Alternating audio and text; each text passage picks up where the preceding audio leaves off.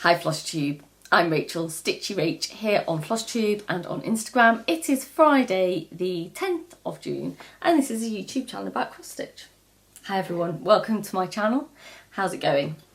It's been a really busy couple of weeks here and so I have not a huge amount to show you today, but I'm sure we can waffle along for a little while. I think because it's been half term and then the whole Jubilee extravaganza, whatever your views on that are, I'm kind of ambivalent personally. It feels like a really long time since I filmed and yet I have very little to show because we've been so busy. Hope that makes sense. Welcome if it's your first time here. I hope you like what I have to show you, which is not a huge amount today, but I hope you'll stick with it and maybe like and subscribe to my channel. Kids are back at school. It seems to have been like the longest week known to man. I think the first week of term is always a little bit like that. And we've been having some work done in the garden. So we had a massive digger on the lawn yesterday. I was having kittens because I didn't actually know the digger coming onto the lawn was part of the plan. And I just looked out of my upstairs window and saw a massive digger on my lawn. So if I remember, I will insert a picture of massive digger on my lawn. But when we moved, we've been clearing our pond. When we moved in, we inherited a pond with the house. We've been here 10 years. And it is really in need of some attention. At the time, there was a terrapin living in it, which we inherited with the house. I would not recommend anyone gets a terrapin for their pond. They're carnivorous, so they eat fish and stuff. You can't put any kind of wildlife in there with them. And they just live forever. But no one knew how old this terrapin was because the previous owners of our house had found it walking down our road and had thrown it in their pond. Anyway, it sadly, and not sadly, died a few years ago of natural causes. We did not intervene. And so we now can actually, leave the pond to dry up, which it does dry up in the summer. And you scrape it all back and do some work so it's actually more wildlife friendly. So that's what's been going on. We've had all the mucky leaves and branches and everything taken out of it and taken it right back to the clay so it shouldn't drain as much as it has been, and the sides are a bit more stable and all that good stuff. So hopefully be able to introduce some wildlife into that next year after it's refilled. What else have I got to say? Oh, it's StitchCon over in the States at the moment, isn't it? So I'm enjoying looking at all the photos. Obviously, as a mum of 3 young children, a weekend jolly to Ohio from the UK is not really possible. Might have been one day before I had kids, but not now, and not for the foreseeable future. Maybe, in 15, 20 years if StitchCon's still going and, the children aren't financially dependent on me anymore. It might be a possibility.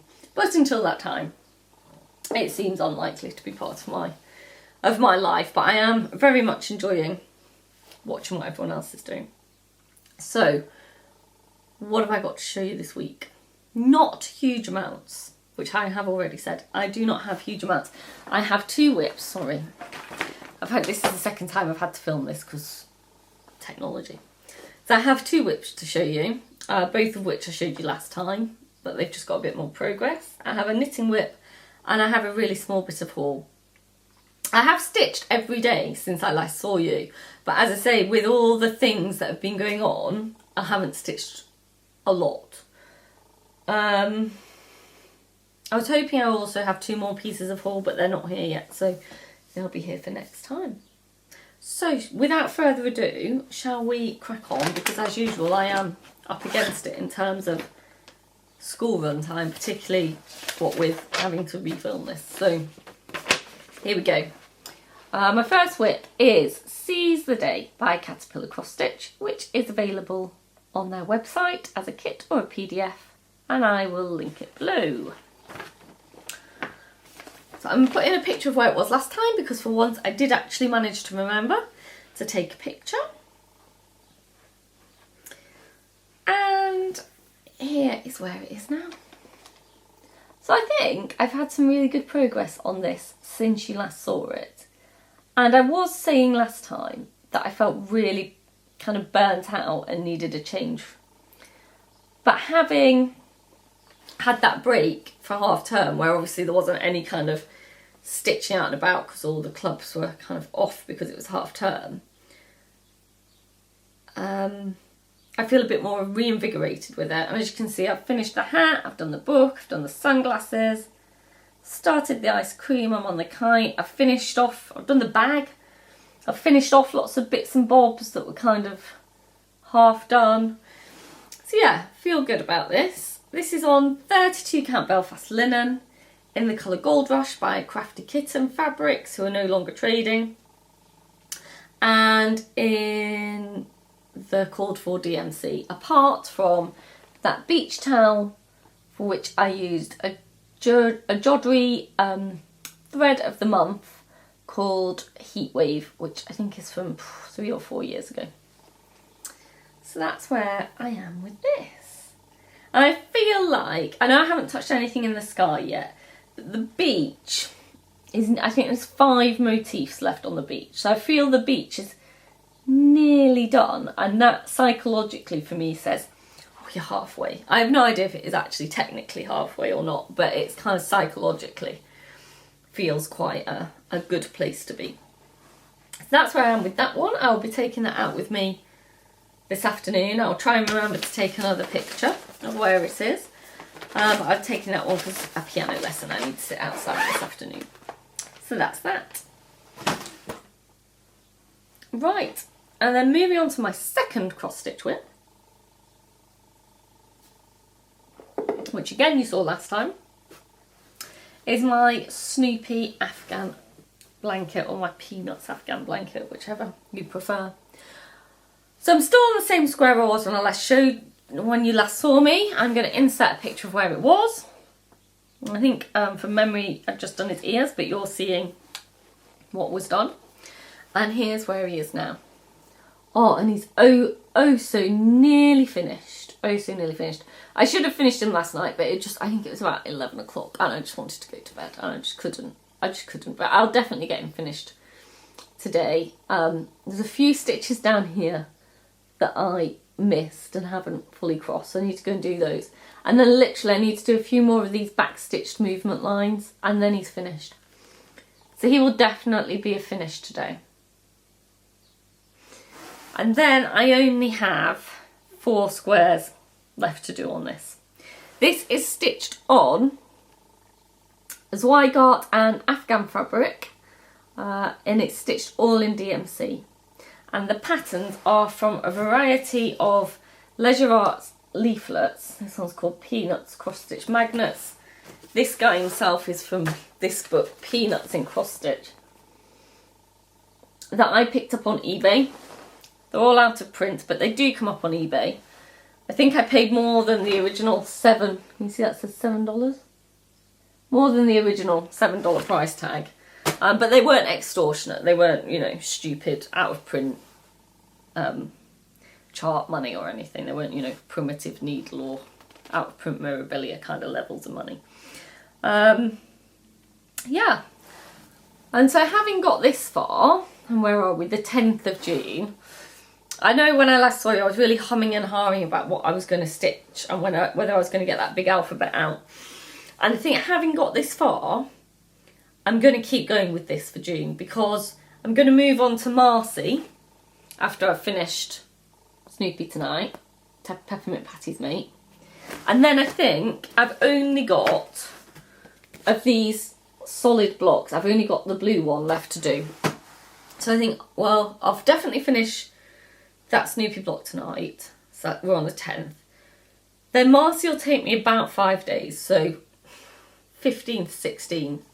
And then I've got half the month to get that final solid block done, and I will be within touching distance of fully finishing this, not fully finishing it, but finishing this, which will just, in my mind, be a massive achievement and accomplishment. So I'm going to keep going, and the next time you see me in a couple of weeks, hopefully, while it'll still mainly just be one project to show you, hopefully there should be a lot more progress on that project, and I'll be really kind of gunning for the finish.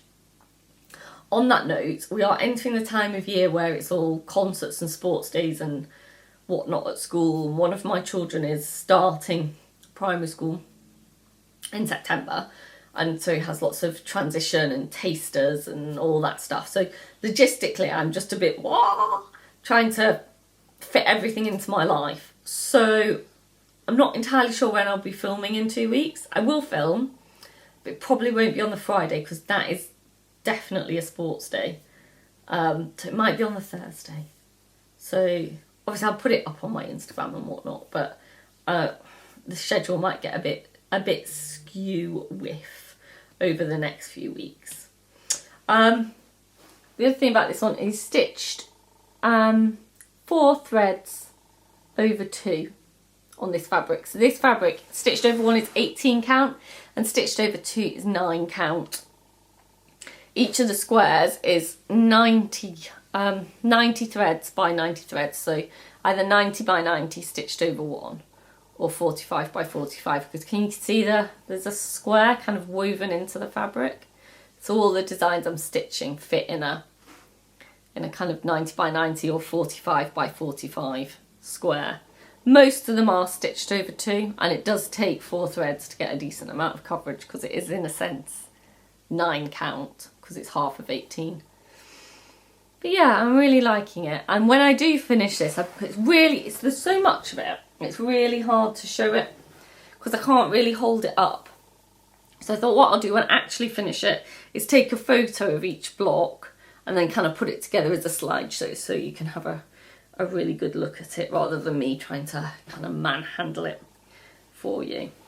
And sorry, the fabric on this is filthy. I'm not going to lie. I've been stitching on this for over 3 years now, and it's massive, so it's hard to keep clean. Particularly, we're a house with animals and children, and I don't have the cleanest house. Fair play to all of you who have super clean houses. I haven't. It's not filthy. I don't live in a filthy house, but it's not, you know, eat your dinner off the floor kind of house. It's just not. It's just not me.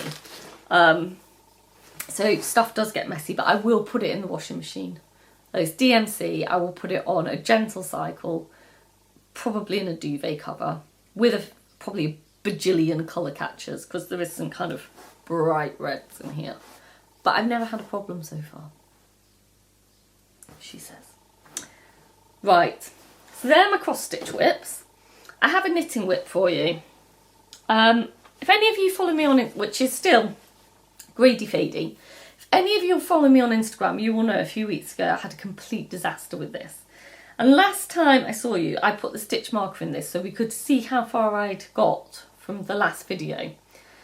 So yeah, my dog was left with the knitting unattended. So the knitting was in the kitchen and the dog was in the kitchen and they were both unattended, and the dog decided the knitting looked yummy. It was zipped up in its project bag, which is a lovely Penelope's project bag from Sarah. She does do, I think what she sells mainly is the vinyl fronted cross stitch bags, but these are great like pouches. And if you can see, he's eaten through the zip. Can you see? Focus on the bag, not on me. Oh, you get the idea, there's a big hole in the zip there, so I can't zip it up anymore. And he's pulled about 30 stitches off the needles, which I felt like crying because it just felt so beyond my ability to fix. I am still a very beginner knitter, and for a long time I've been one of those knitters that I'm like, it's fine unless it goes wrong, and if it goes wrong I cannot fix it. And you know, I do leave little mistakes. There are little mistakes in here. There's one there. I don't know if I'll be able to get the camera to focus on it, but and you know you want to, you nearly did.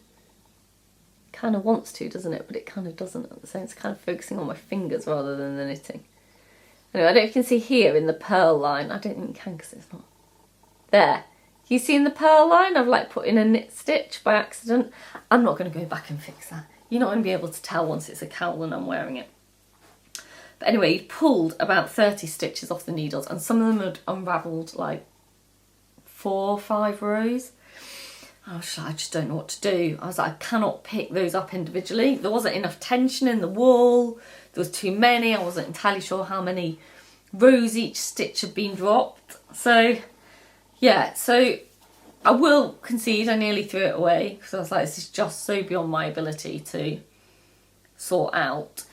But I went onto YouTube, which has been my knitting tutor, because there's no one near me that I could go and ask.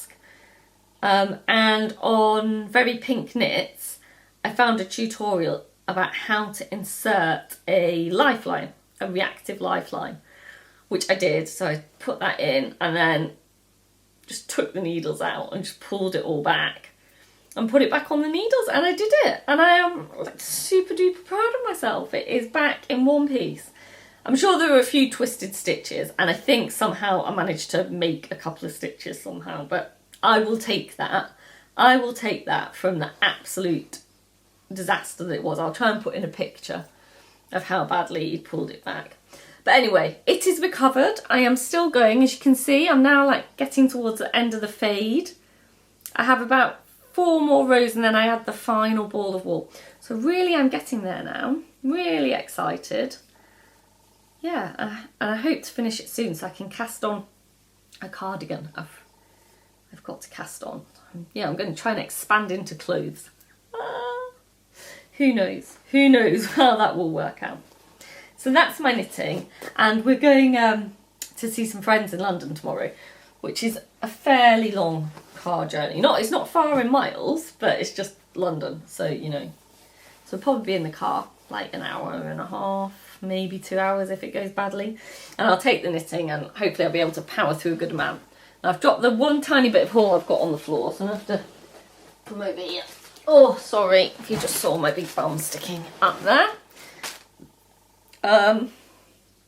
Right, the only haul I've got is my thread club from Lakeside Needlecraft. This is their Classic Colourworks Thread of the Month club. Each month they send you 10 Classic Colourworks threads, and they do them in alphabetical order. For me, it's just so I can build my stash of over-dyed threads, so if I want to do a conversion, I have things on hand. So this is Clay Pot. I love this one, Cinnamon Toast. I love that colour. How good is that? Cloud, just really pale blue. It's pretty, pretty blue. Cobbled Peach. I have never seen a peach that pink. I think that's pink rather than peachy, but I'm probably splitting hairs. Cocoa Bean, it's a nice brown. Isn't that a nice brown? Colonial Copper. Colonial Rose. Cool Azul. Copper Penny. And then the maddest one of the lot is Cottage Garden. You see it's like a pink to green. I don't know what it reminds me of really. I don't know what in my garden, because it's not a very leafy green. It's kind of a very, you see it's quite a minty green. So I don't know what kind of plant is minty green and pink. Any suggestions, let me know below. So yeah, it was a very kind of pinky browny blue mix this time. I do tend to find they do seem to have almost a colour palette, even though they're just alphabetical. So you'd think it'd be all sorts, but there you go. Right, that is all I have for you today. I told you it was going to be a quick one. I told you I didn't have a lot. So next time I see you, hopefully I've made some really good progress on peanuts, and also I'm going to have some plans to share for July, and also I've got these couple of bits of haul which feed into plans as well. So yeah, all good. So if you are at a retreat, particularly StitchCon, but any retreat, I hope you're having a really good time. I hope for those of you that are not, that you're just enjoying your stitching and enjoying the summer if it ever finally turns up here in the UK. And until I see you next time, see you later, stitchers. Bye.